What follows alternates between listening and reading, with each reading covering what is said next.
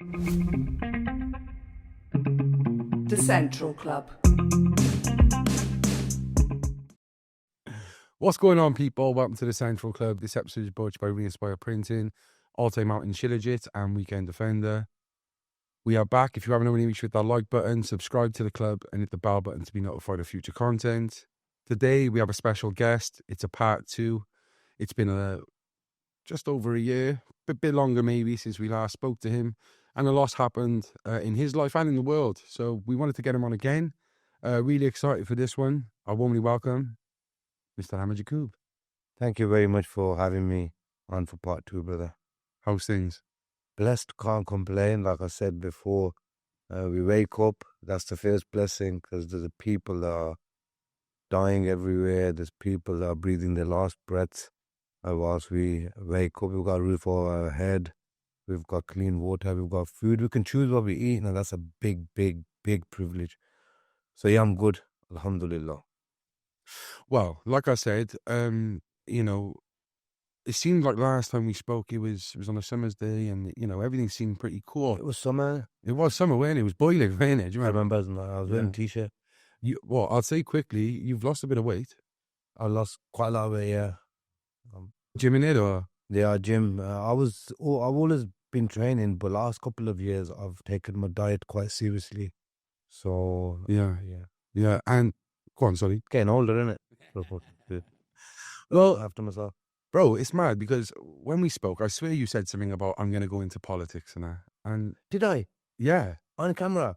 not on camera, like Off camera. Off camera, like you was like I want to do something, like, you know. I wanted to do something, but I feel that there's always a purpose for someone to be there. God puts people in certain positions for a reason. So, and just being a lawyer, yes, it's good. Yeah, I'm a very successful lawyer, but there's more in me, and you have to always try to fulfill your capabilities to the best of your abilities.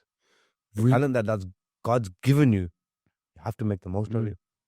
It's really interesting you say that, because I was speaking to someone earlier who said the same thing about just because you might be a footballer or you might be whatever your profession is, it doesn't mean that's all you are. You know, there's other things you could do in it. You know, so very, very good point. What is it? Did you run as like an independent or? I ran as an independent when I ran 2 elections, one for the mayoral election, and I received 70,000 votes in that election. That has never happened as an independent candidate in the history of UK politics. Then I'm still independent, ran in the general election, gained over 12,000 votes. We slashed the majority of the current MP from 28,000 down to just over 3,000. Fucking hell. So we're making waves. And was that in Birmingham, was it? Or was West that Midlands. the whole of West Midlands? I stood for the mayor of West Midlands first, and then I stood for my constituency, Ladywood, in Birmingham. One constituency. And so could you like paint a picture of the votes then? So 70,000 all round, or was it like in that when it was however many votes, and then in Ladywood it was different, or? No. So when I stood for the mayoral election, it's 8 sort of districts or boroughs. So you have Birmingham, you have Wolverhampton, you have Walsall, you have Sandwell, you have Coventry. It's massive. You have Oldbury and Sandwell. So it's massive. And yes, it's collectively from those areas I received 70,000 votes. From Birmingham, in my mayoral election, I received over 40,000 votes. You know, Birmingham. That's home ground. So yeah. and how close was you from? If they're unprecedented numbers, how close was you from taking Birmingham or West Midlands, would you say? Well, the person who's the mayor right now, it was predicted that he would win by 100,000 votes at one point before I stepped in. He won by 1,500 votes. Fucking hell. That's like 1%, like 10%. So I was the kingmaker in the election. So I came, I put a spanner in the works. I let them know there's a man named Akhmed Yakoob here who's not just going to stand for anything that the elite say. No, The elite have been now politically running everything for decades onwards. There's no one there to challenge the status quo. I came, I stepped up, and I put my money where my mouth is, and I did it. I did it. I stood firm, and I contested the elections, and I got 70,000 votes. Like I said, it's never heard of. Never heard of. And for other people then who don't really know about politics, like if they wanted to get into it, do you have to spend a lot of money to? Of course, Right. you have to. It requires a lot of time. It requires a lot of effort. It requires a lot of finances because you're campaigning, aren't you? You're paying for your literature. You're paying for advertisement. You're just campaigning. It costs money. And of course, I'm not with a political party. I'm not affiliated with no Not being political party. funded, yeah. So I'm not funded by anyone. I don't have no funders. I have to fund from whatever I have. And on top of that, but what I do have is a good network of people around me who did support me during my elections. They knew what I stood for. They believe. They knew they believed in me, and I'll always have that. Yeah, you met some interesting people. I've seen like a lot of your posts with like George Galloway, and he actually endorsed you, did he? He did. He was like really supportive. George endorsed me. Me and George are quite close, and we agree on the majority of the issues politically. But I would class George as a good friend, and I learned a lot of him. He's a political veteran. He is, isn't he? He's a veteran, and he's very anti-establishment, and he sees through these people. Yeah. So I took a liking to George, and I was quite close to him. I am still close to him. Yeah, I look at George Galloway and you know, mainstream wise, he's like hated. There's a reason for that. There's a reason. Everyone who's anti-establishment will be hated. Yeah. They don't like people who go against the status quo. They want people to be yes men. They say yes sir, 3 bags full, sir. When their puppet master says jump, they expect people to say how high. They don't like people like us because we don't bow down to anyone apart from God. And do you think that when you say us, do you think that is people who are anti-establishment, or would you say it's people? Obviously, George Galloway is not a Muslim, but would you put that as a No, it's got nothing to do with Muslim. Just calling out their bullshit? Calling out, just knowing what's right, what's wrong. People who can see through them. There's a lot of people who are just stuck within the system and they can't see through them. And there's people out there like me, like yourself. We can see through the system. We know what they're trying to do. The rich are getting richer while the poor are getting poorer. They've got millions to send for wars abroad, but kids are going to school hungry here in the United Kingdom when they're one of the richest countries in the world. Where's the logic? So it's nothing bad we are saying. We're just painted out to be the bad guys because we're against them. And they don't like people who are against them. They just want people to join them. And I wasn't going to join no political party. I didn't even join George's party, to be fair. I'm independent. Did George ask you to? No, I have to be honest, George didn't ask me directly ever, but he did sort of hint it. And a little drop here and there. But I was never going to join a party.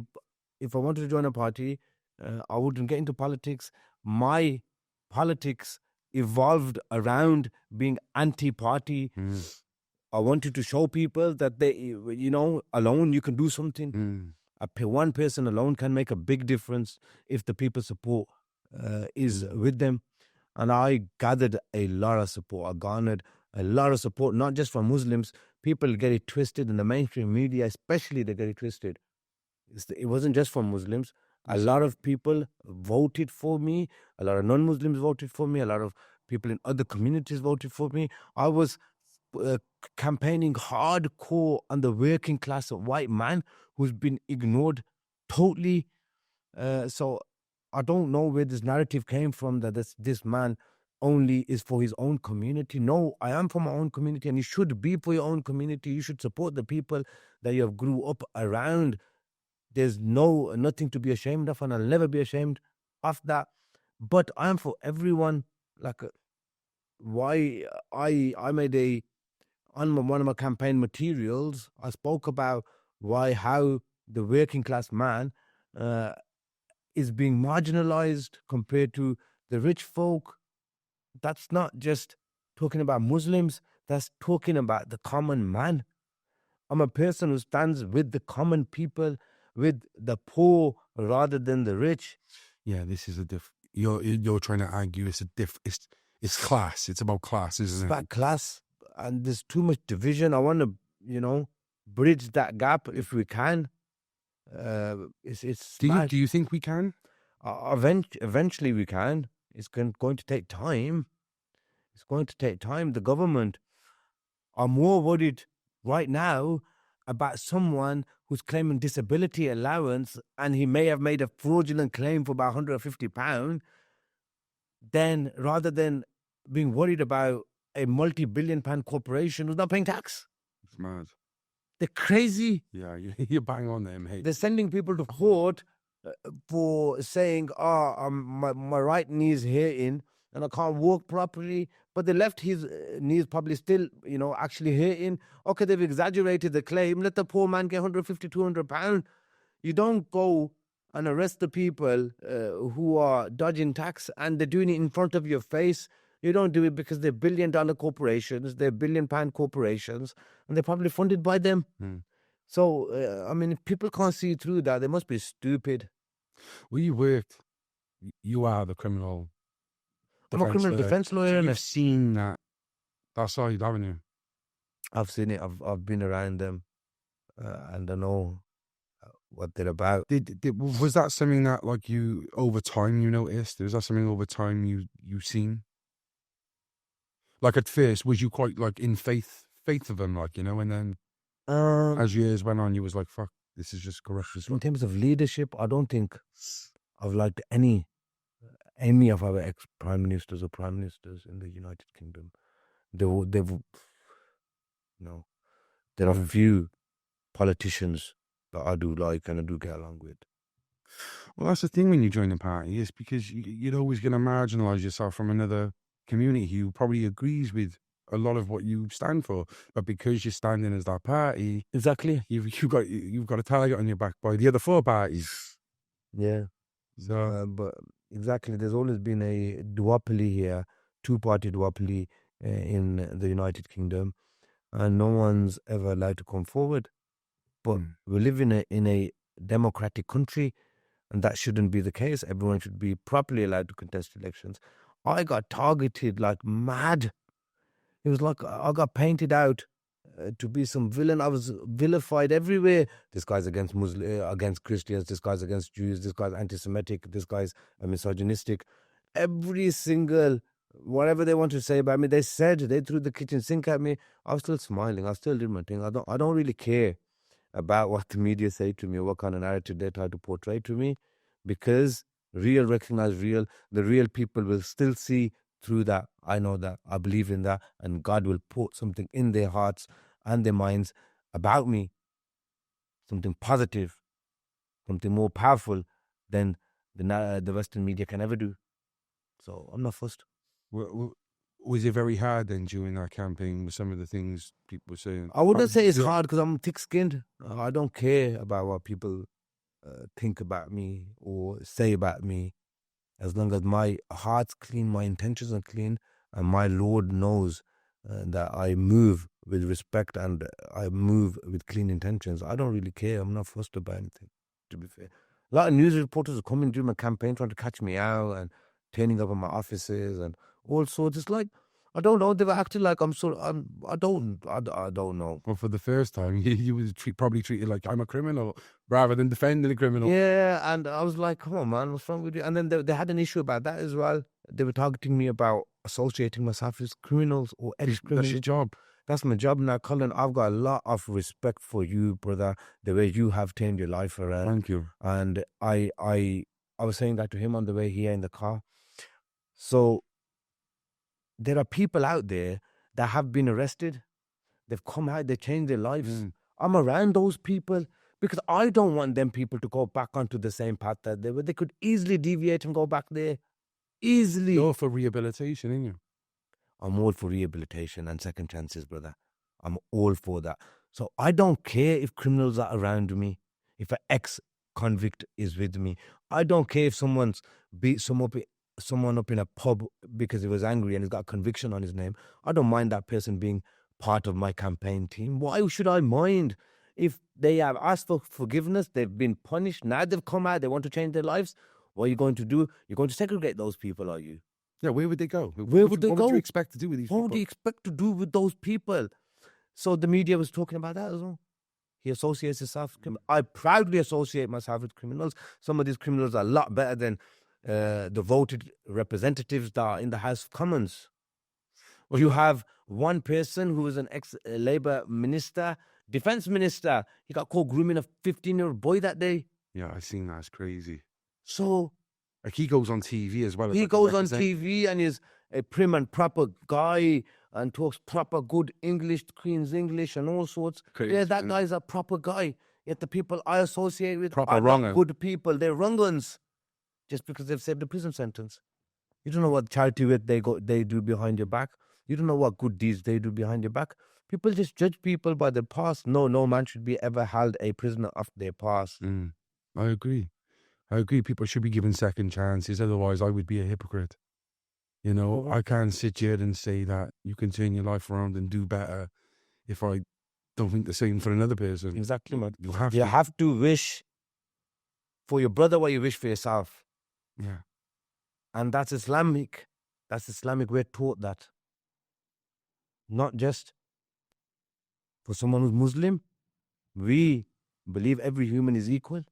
We believe every human is created by God, and we must respect everyone. Everyone's religious values we must respect. We must respect everyone's opinions, and we mustn't discriminate. Another thing that the media said to me as well. Sorry, I'm not even letting you ask. So no. You do your thing, though. Are you against the LGBT community? They kept asking me that. Like they wanted me to say something bad about them. I didn't say anything bad about them because I've got nothing against them. And my religion clearly teaches me not to discriminate against anyone. So I would never discriminate against them. But what I did say to the media is, I cannot promote the LGBTQ community or the movement or the teaching of them in schools because of my religious beliefs. And I'm not going to go against my religious beliefs for no one. If you don't want to vote for me, don't vote for me. I'm not going to go against my religion for anyone. So if the media are portraying me to be anti-LGBT and the LGBTQ community are siding with the media without even listening to me, then it's okay. Don't vote for me. But give someone a chance. If I'm saying I'm not against no one, I mean that. If someone was discriminated in my constituency, I would be the first one to stand up. No. But it is what it is. How has it been, Ahmed, over the last, let's say, 2 months with the media storm, that how they have rehatched the grooming scandal? How's it been being a Muslim? Like? It's been, look, what I say is there's black sheep in every community. If Pakistani groomers have been convicted, it's good, they should be punished. But when I hear the word Muslim grooming gangs, I do not like it. Okay, because you can't point fingers at a religion just because one person commits a crime. The same thing, if one Christian commits a crime, you can't blame Christianity for it. If one Jew commits a crime, you can't blame Judaism for it. There is no religion that will teach grooming of young girls or young boys. So you can't blame religion for it. Yeah. No religion will teach rape or advocate for rape. No religion will. And of course, people do say Pakistani grooming gang, but the figures are out. It's not only Pakistani grooming gangs. There's other communities that do it. I think 83%. That's because the majority of people are white in this country, are white. There's a Channel 4 documentary recently, I seen it a couple of days ago. So, of course, I don't like it being portrayed like that. I'm Pakistani, I'm a Muslim myself. But like I said, we shouldn't suffer for other people's crimes. I think it's crazy that, like the fact that that guy, that Labour minister got caught out doing that, and, it's a perfect example of how people will portray one but forget about the other community. Forget about the other one. Exactly. So, have a level playing field. Why make life difficult for us? What have we ever done to you? Well, that's why I just really wanted to know how you felt, like, personally. Like, do you feel like it's like you? I know you're a strong person. I'm strong. Nothing will affect me. Yeah, I know that. The devil himself could come and stand in front of me. I'll say to him, keep it moving. I just, it must be hard when you hear that all the time. It's hard, but I think the thing is they feel threatened. The establishment is threatened. Why is the establishment threatened? Let me tell you why. Because a few Pakistani men shook up the whole political system. That has never happened in the United Kingdom. In the political history, 300 years back, there has been no one that has done what we did politically ever. So they are threatened by us. They are threatened by Pakistani men, Muslim men. Politically, they are threatened. I'm talking about the establishment is threatened. That's why they're doing this. They want to push a different narrative. But I ain't going to back off from whatever I'm doing, my position. My team is not going to back off from whatever we're doing just because the media or Elon Musk is trying to push a narrative. Elon Musk. Elon Musk's father married his own stepdaughter, if I'm not mistaken. I was reading something about it. Well, his father was a bit of a weird one, was he? His father, Google it. His father married his stepdaughter, so his father got married to someone else, another. What's his name? Errol. Is it Errol? Yeah, I think so. He got married to another woman. She had a stepdaughter. And he eventually ended up getting married to that stepdaughter. That's what I heard. With the stepdaughter. And there must have been grooming involved there. Jana Bez something, who later became his romantic partner, was his stepdaughter from that marriage. Who later became 4 years old at the time. How do we know that Elon Musk's dad didn't groom that young girl since she was 4 years old and then later got married to her? So who is he to talk? I'm not saying it's right or wrong. It's wrong. But come on, when you're pointing fingers at someone, 3 fingers are pointing at yourself. And that's a clear example of that. I heard that today. I didn't know that. So that's a clear example. So you should check what's happening. He's in his house first. That's crazy. What's going on, people? I want to break in here to say a big shout out to our new sponsors at Altai Mounting Shilajit.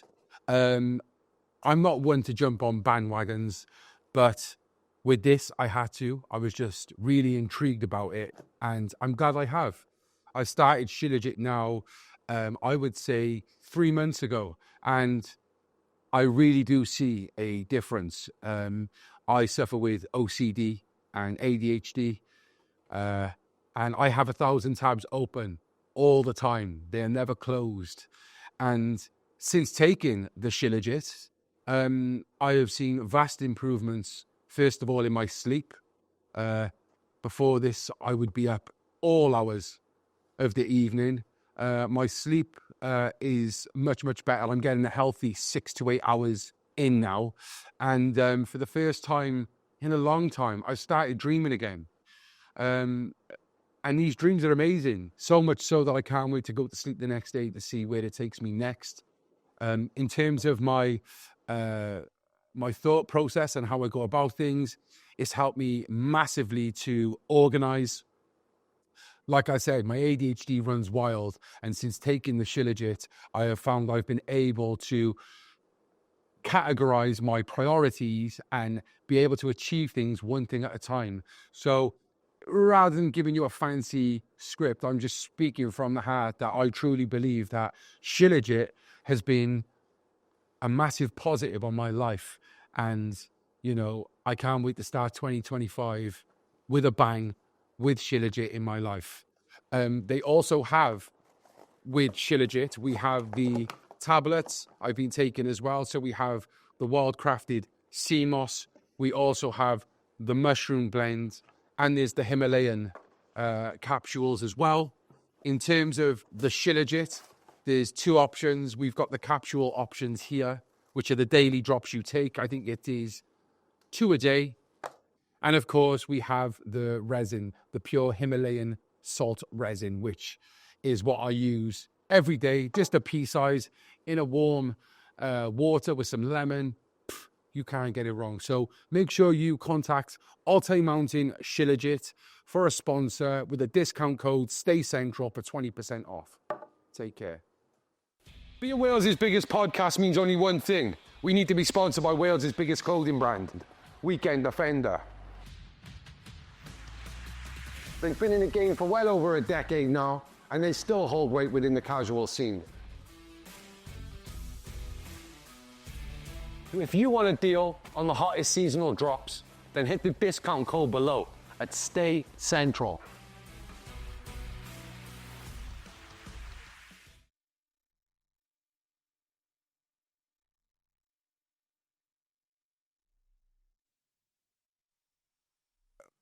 When all the riots happened last year, how did that make you feel?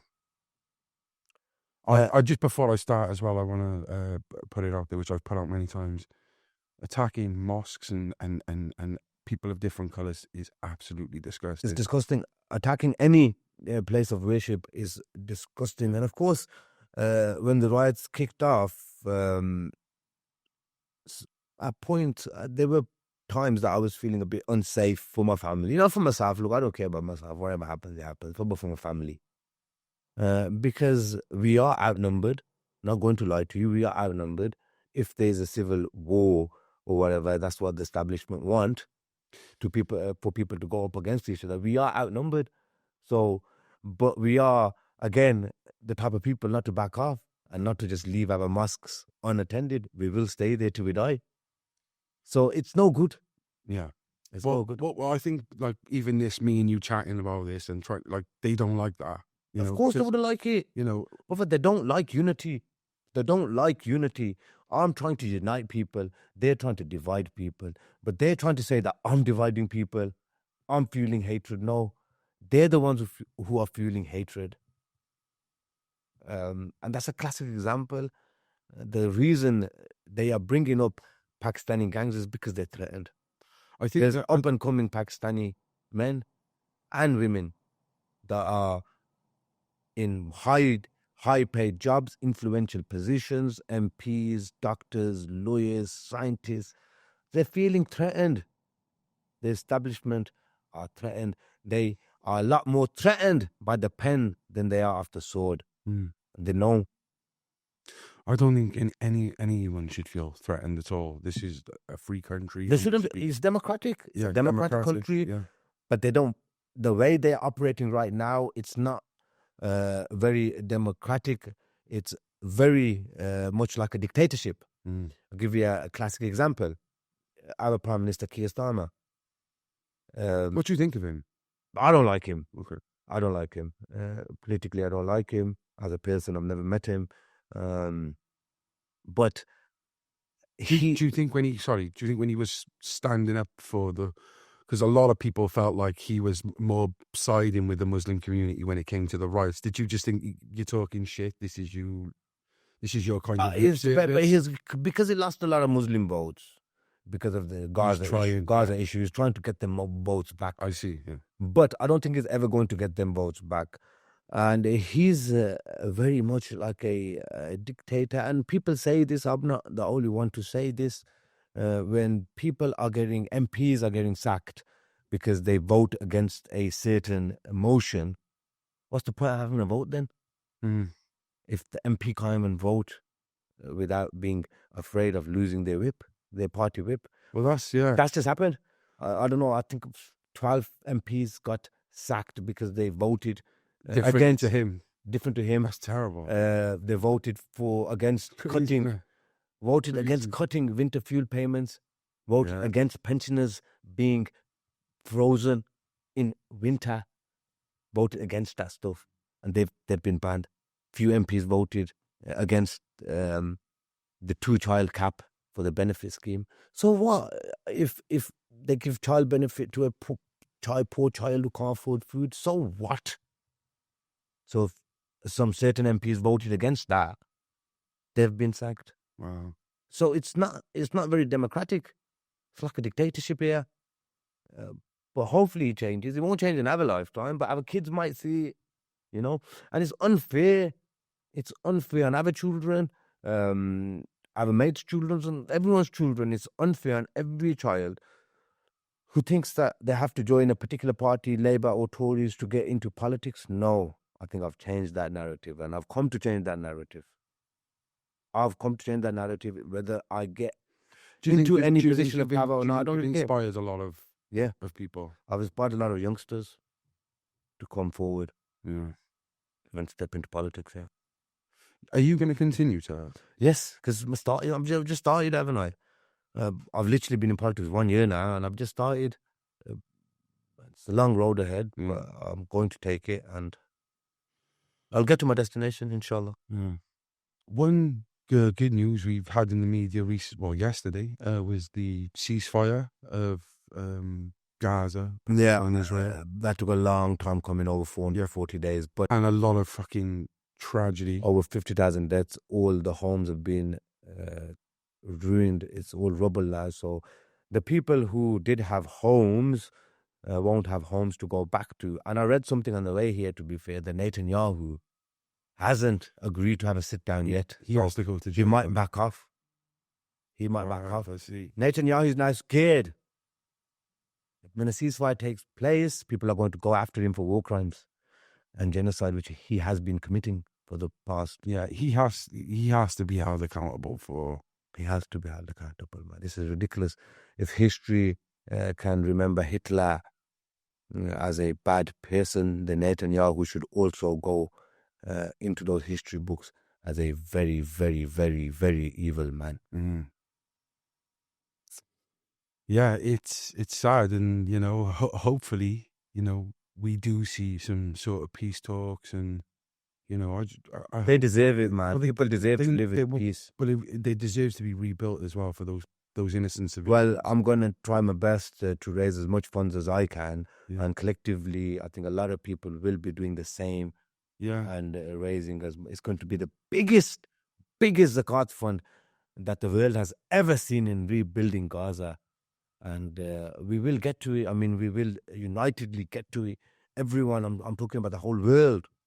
The whole world has to support Gaza now in rebuilding, because they've lost everything. Schools, universities, hospitals, colleges, homes, everything's gone. So the whole world needs to collect. I think the whole world owes Gaza something now, especially the people who remained silent during the genocide. They owe Gaza this much. Then let's do some fundraising, raise some money, do something. Yeah, this isn't, and for those people who still kind of stand staunch on the idea of, but we'll what they called, the terrorists. Yeah. What are they called? What was the group called? Hamas. Yeah. Or Hamas. No, there's thousands of innocent people who have died, and there's thousands of innocent people who are still there, who deserve to be. Do you know what I mean, mate? Yeah, they all deserve peace. Even the Israeli hostages, they deserve to go back home as well. No innocent man, woman, or child deserves to die just because two leaders of a country can't. I feel that was kind of done to divide as well, wasn't it? It was the Israel-Palestine, because it was like, people were either pro one or pro the other, like, or I mean, exactly. You can't say free Palestine, and it's mad. It was a big division. But I think a lot of people are woken up now, and they do realize that it's better to be with the oppressed than the oppressors. Yeah. So a lot of people are waking up now. But a lot of people didn't know what was happening. A lot of people before October the 7th did not know about this conflict that Israel and Palestine have been having for the last 74 years. They don't know that Palestinians were the ones that welcomed the Jews into Palestine when the Second World War was happening, when Hitler was slaughtering the Jews. A lot of people didn't know this. Now they know that the Palestinians are the people. When the whole of Europe abandoned the Jews, when UK abandoned the Jews, when the whole world abandoned the Jews, the Palestinians were the ones to welcome them into their lands. A lot of people don't know this, you see. Now they know this. And then they also know how Israel treated Palestine after that. It's like letting someone into your home, letting them stay there because they would be killed outside. Later, that person brings his whole family and decides to kill you and take that land. Yeah. And then you're somehow made to look like the bad guy. So a lot of people are waking up to the actual reality now, which is a good thing.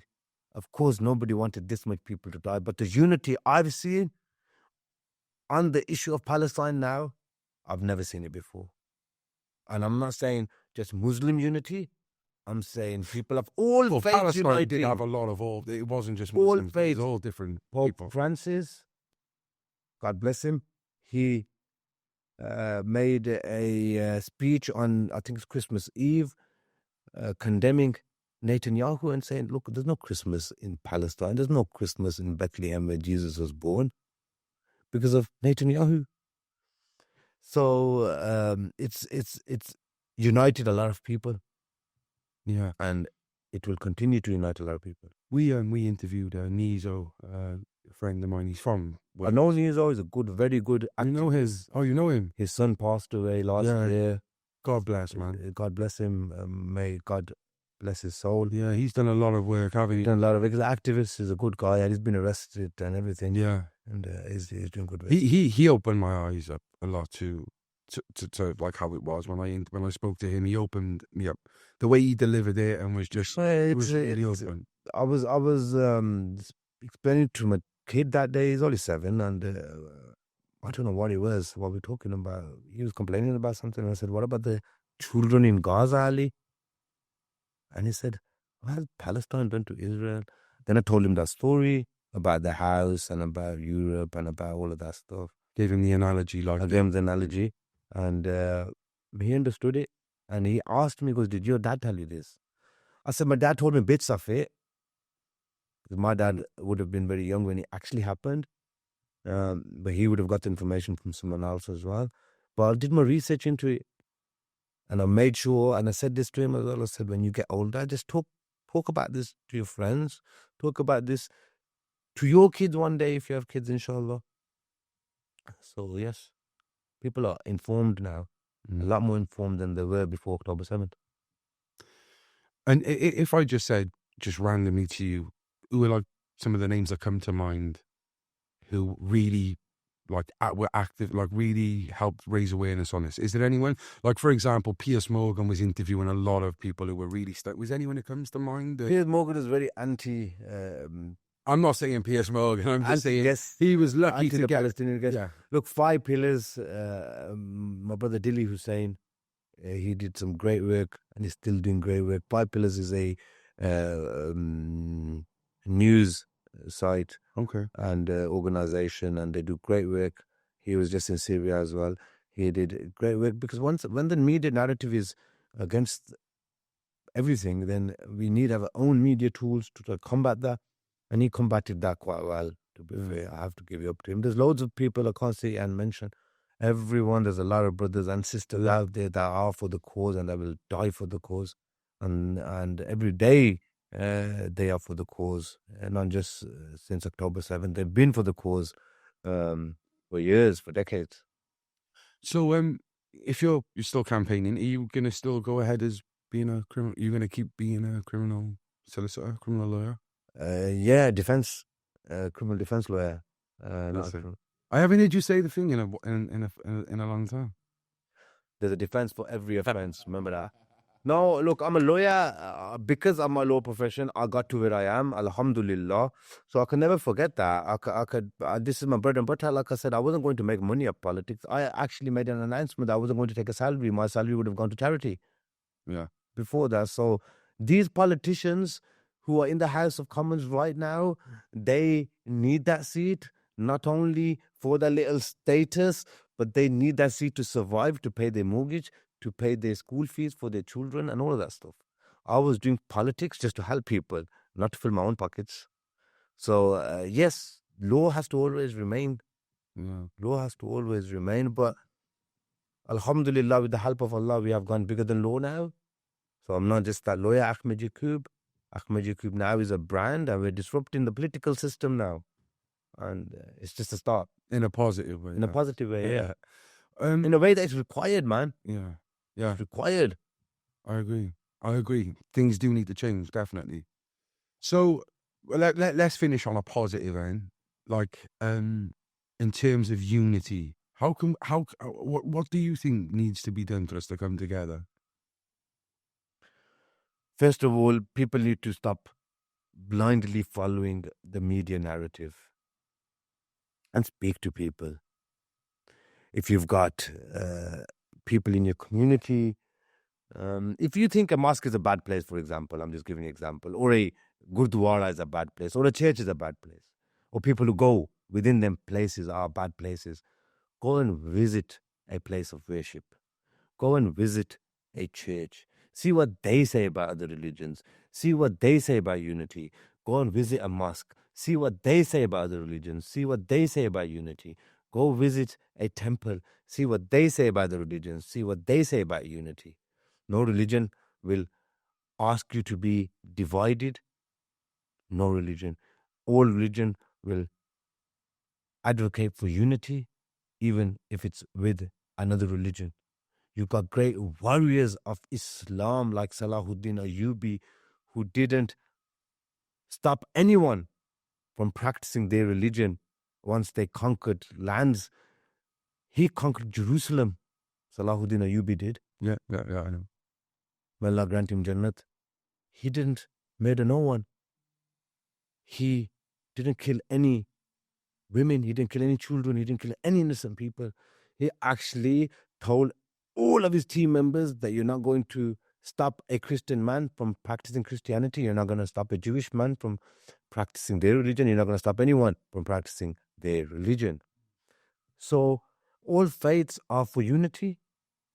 People need to get into faith. Once they have a little bit of faith inside them, they will automatically be good human beings. If you follow it properly, of course. You have some people in mosques that are not good people. You have some people in churches that are not good people. I've seen people that pray 5 times a day. They're not good people. They're not good human beings. I've seen people with big beards. They're not good human beings. A big beard does not make you any more educated than someone who doesn't have a beard. A good beard won't automatically make you a good person. Praying won't automatically make you a good person. Your character will outweigh all of that. So you need to have good character and have some faith inside you. And you'll know what unity means. Live together in peace and harmony. Thank you very much, Ahmed. Thank you, brother.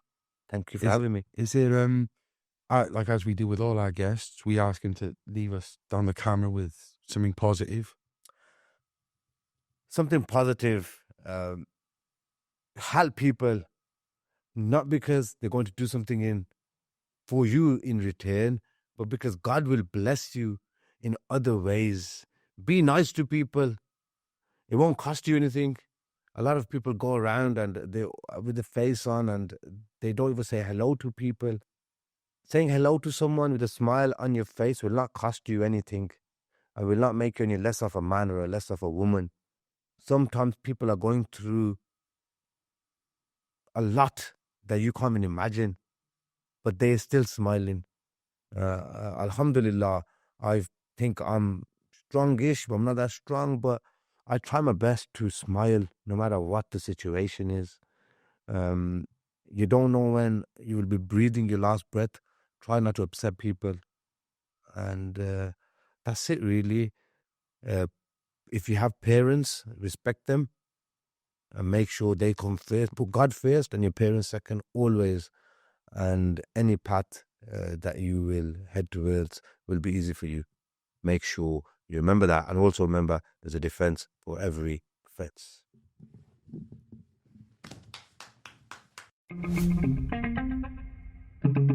The Central Club.